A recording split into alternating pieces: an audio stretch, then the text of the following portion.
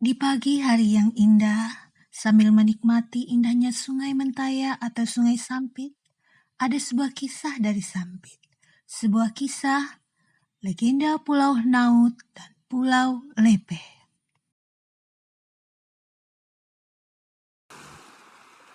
Sebelum Anda menyaksikan kisah ini, jangan lupa klik tombol subscribe-nya untuk mendapatkan kisah-kisah terbaru pada channel ini. Berabad-abad tahun yang lalu, berdirilah sebuah kerajaan di muara Sungai Mentaya. Kerajaan itu bernama Kerajaan Sungai Sampit. Wilayah kekuasaannya adalah sepanjang aliran Sungai Mentaya.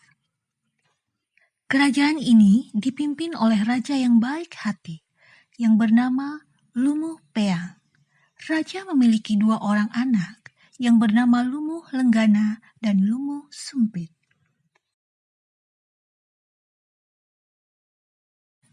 Seiring berputarnya waktu, siang berganti malam, sang Raja Lumuh Peang semakin tua.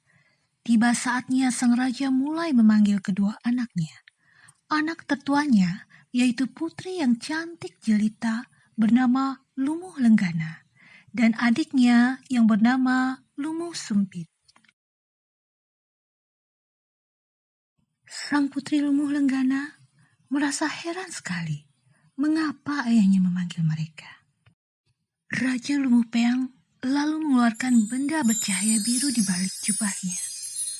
Pangeran Lumuh Sumpit pun takjub melihat keindahan dan kemewahan benda itu. Apa itu, Ayahanda? Anak-anakku, hari ini sengaja ayah memperlihatkan benda yang mengeluarkan cahaya kepada kalian. Indah sekali benda itu, Ayahanda. Raja Lumuh Peang pun terkekeh sembari memandang benda itu. Inilah intan yang terbesar dan termahal di muka bumi. Dari manakah ayahanda mendapatkan benda itu? Apakah ayahanda mendapatkan itu dari hasil berdagang? Intan ini dimiliki Lumuh Pasir, kakek kalian. Beliau tidak memperolehnya dari hasil berdagang, melainkan berasal dari sebuah keberuntungan berdasarkan dari mimpi anak-anakku. Raja mulai bercerita asal mula intan tersebut.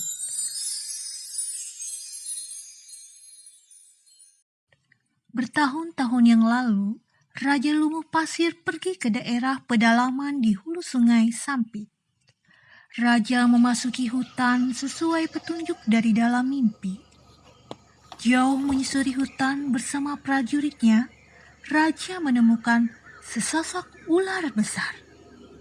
Ular itu bernama Ular Datu Tadung Jatuh. Di atas kepala ada sebuah batu yang bersinar kebiru-biruan. Raja kemudian mengambil intan itu dari atas kepala ular. Sang ular mengetahui hal tersebut tidak marah, sebab sang ular terbebas dari kutukan. Sang raja kemudian berpesan kepada kedua anaknya. Anak-anakku, ini adalah harta kerajaan kita, maka kalian harus menjaganya dengan baik. Jangan pernah kalian menjualnya dan jaga intan ini agar tidak dicuri orang lain. Kedua anak Raja Lumuh Peang mengangguk tanda setuju.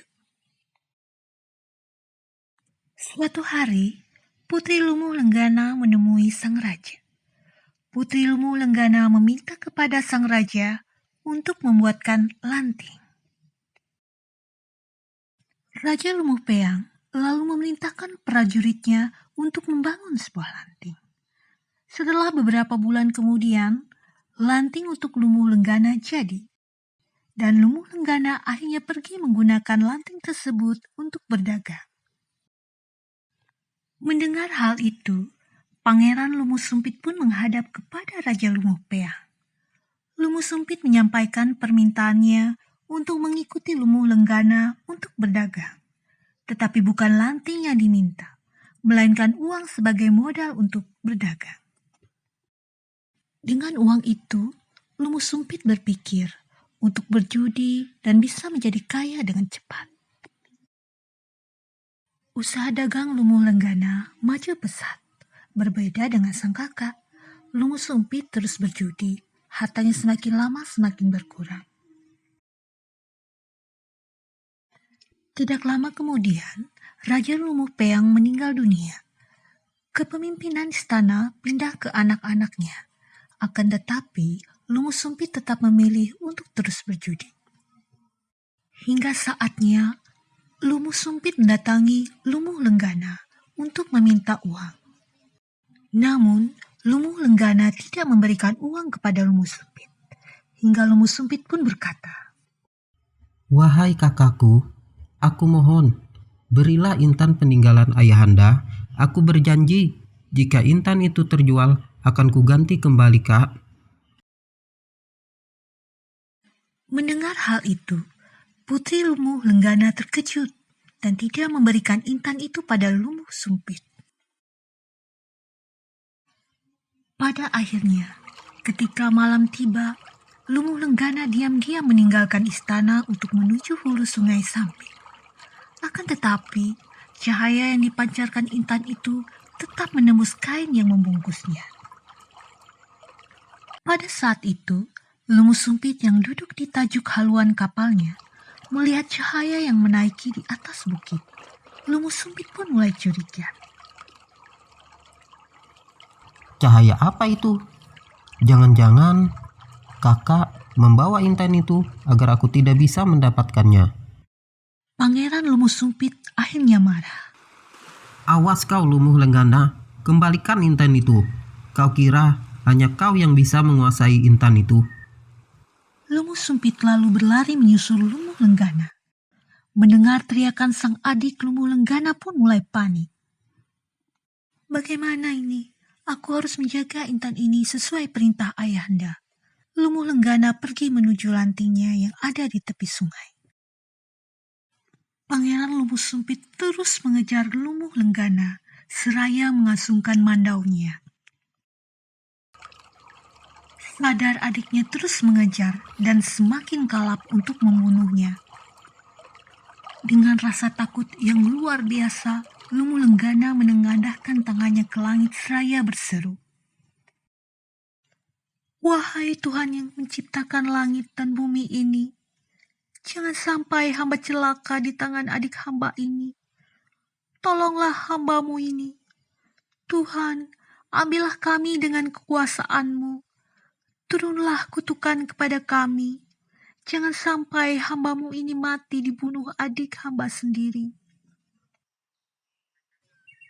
Setelah mengucapkan permohonan itu, tiba-tiba langit semakin mencekam. Awan hitam menggumpal di langit. Angin mulai berhembus kencang. Petir menyambar-nyambar, hujan pun turun dengan lebatnya.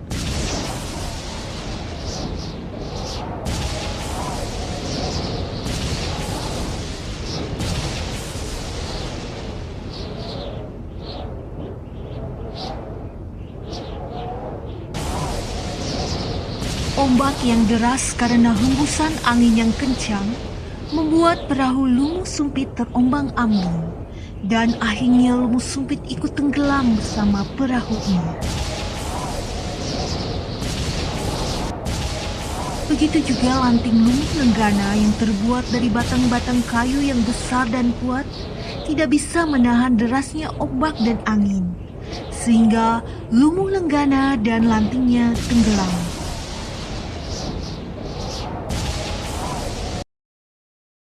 Atas kejadian itu, terbentuklah Pulau Hanaut. Pulau Hanaut dipercaya pecahan dari lanting Lumu Lenggana. Dan sekitar 1 kilometernya lagi, di hulu sungai Mentaya terdapat Pulau Lepeh yang berdasarkan kisahnya merupakan bekas pecahan perahu Lumu Sumpit. Sampai di sini dulu kisah legenda Pulau Hanaut dan Pulau Lepeh. Jadi, sebelum mengakhiri kisah ini, jangan lupa klik subscribe-nya agar kita bisa membuat cerita rakyat Kalimantan Tengah lainnya.